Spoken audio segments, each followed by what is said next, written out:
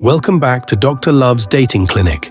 In today's session, we're starting with what I like to call the Love is Blind comedy reel, those early pod matchups the producers clearly use for laughs.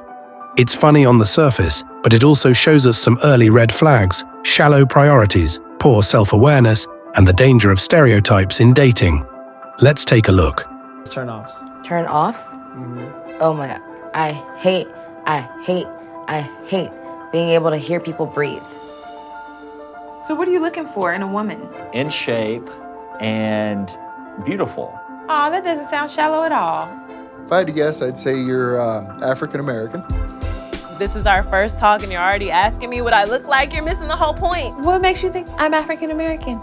Just your voice. Who cares what my complexion is? I'm a woman. That's all you need to worry about, is that I don't have a penis. Actually, no, I'm white. Are you? I've only dated black men before. But honestly, I'm the type of person that I am attracted to personality.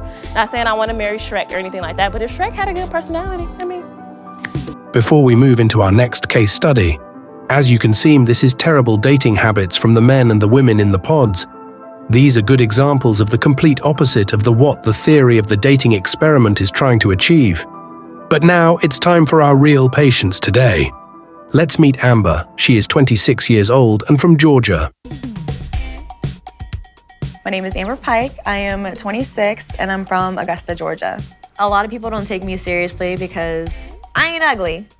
And I've actually had a few people tell me that they were pleasantly surprised when they found out that I can hold an intellectual conversation. They get really shocked when they find out there's more to me than just looking cute. It shows that she is an ex-tank mechanic, so I can also assume she was former military. Thank you for your service, Amber. Shout out to the military men and women out there. Amber seems like a real firecracker so far.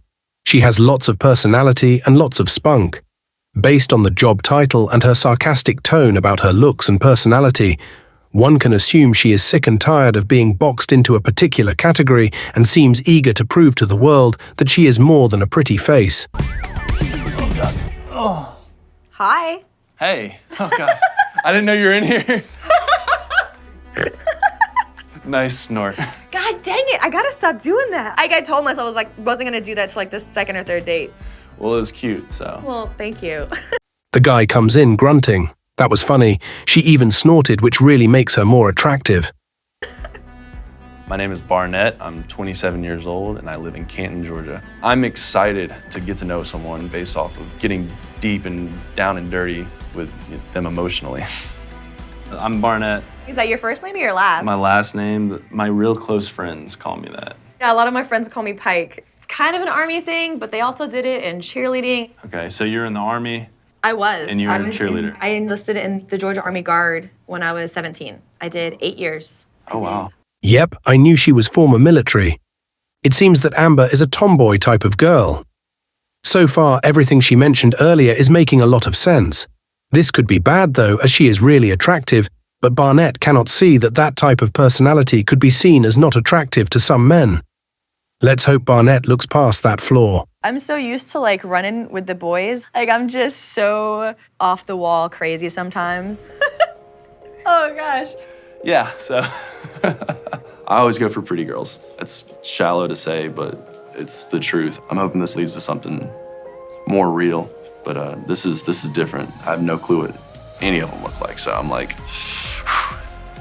I'm nervous, but I like talking, so. Do you want kids, Barnett? Do I have kids? Do you want kids? Oh yeah, I do, but. Wait, do you have kids? Ow, damn. She went straight to a great, but in my opinion, too early question. She asked him if he wants to have kids. Well, so much for being formal. Let's just rip the band-aid off. That's a question too. Not that I know of. No, I'm kidding. I like it, okay. Okay, she asked another question. She basically asked if he has kids. I love his playful response about not knowing if he has other kids out there. That is the perfect way to answer that question. However, I do not like that she is hyper-aggressive and he is reactionary. Those are masculine traits which collaborate with everything she mentioned so far. I think Barnett should regain his frame and take more control of this conversation by driving its direction instead of being a ping-pong ball. Okay. In the dating pod, I'm trying to see if they hang with my jokes and my personality. Are you clumsy? Generally, no. Lately, yes. What about in bed? Well, I ain't timid, that's for sure. Great question from Barnett. He asked her if she was clumsy. That is exactly the level of question you should be asking at this stage of the game. It's a dumb question, meaning you can relax and have fun with it. In my opinion, this is Barnett reclaiming the frame in this discussion. Okay, Barnett brought up the bedroom. This is good. I can tell right away that Barnett is comfortable talking with ladies. Look at how he took control of the conversation and changed the mood from something serious like future kids to, "Are you clumsy in bed?"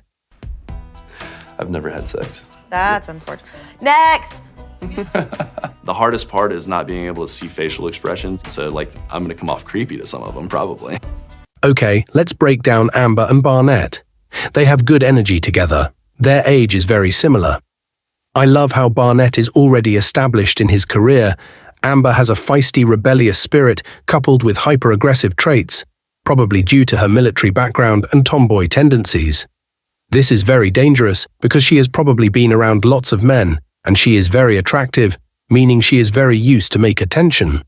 That only makes her entitled with her aggressive tendencies. She must be careful, as she must learn to balance competition in the military and playing sports with allowing herself to be vulnerable with her man. This is the main red flag I see in this couple's future. Luckily for her, Barnett has a mouthpiece made of gold. He does not seem to be bothered by her masculine traits and seems to know how to bring out her feminine traits without upsetting her. My early prognosis, this could start strong and fizzle out even stronger. Usually, she gets more aggressive and he stops being politically correct, which leads to conflict and an eventual breakup. But who knows, maybe Barnett can balance her out and make her feel empowered in her femininity. Alright, that wraps up today's session at Dr. Love's dating clinic.